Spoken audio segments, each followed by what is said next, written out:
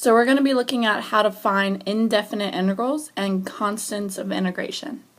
So a differential equation is an equation anytime we have an x and a y and the derivative of y. So here are a few examples of differential equations. dy dx equals 3x, or y prime equals x squared plus 1. So we've been looking at these equations all last unit. To solve a differential equation, you need to find the antiderivative. So finding the general solutions of this differential equation is simply just finding the antiderivatives. So what is y? Well, we know that the possible values of y are 2x, adding 1 to the exponent and then dividing by that exponent. But we know that we have to have the plus c because we need to account for all the possible constants that disappeared whenever we integrated. When solving the differential equation dy dx equals f of x, it is convenient for us to treat the f of x over 1 and cross multiply and rewrite it as dy equals f of x dx.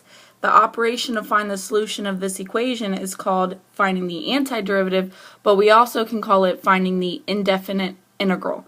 So the symbol for integration is this symbol right here. It's kind of an elongated S.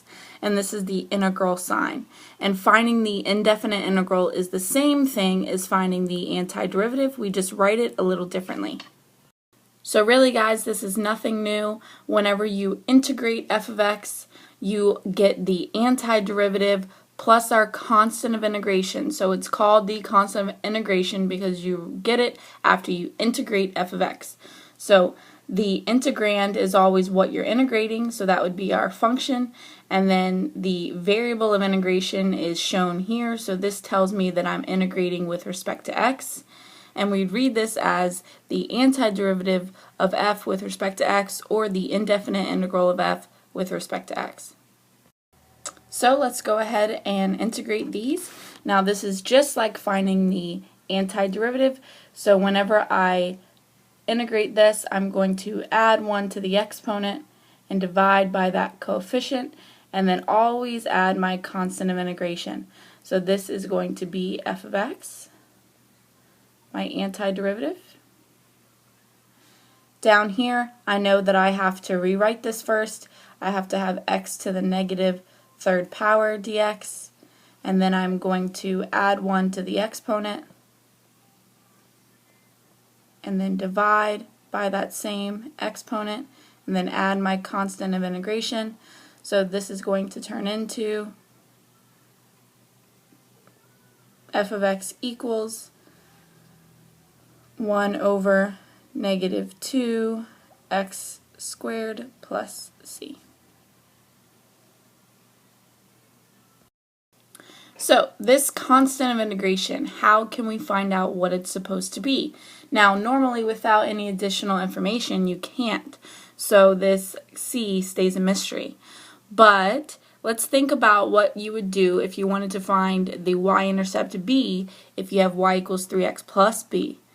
Well, you'd simply just have to find a point x and y that exist on the line, plug it in, and then you'd be able to solve for b, right?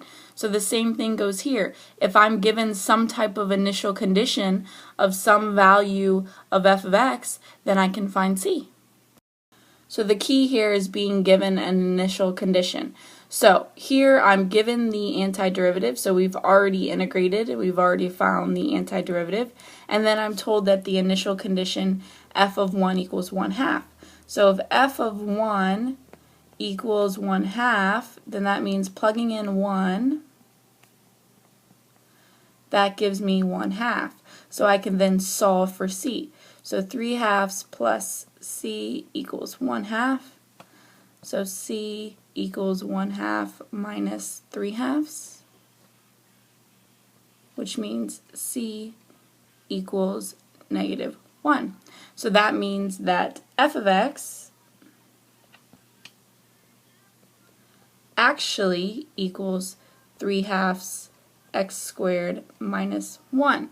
So we've been looking for general antiderivatives, but this will be the specific antiderivative with this specific initial condition.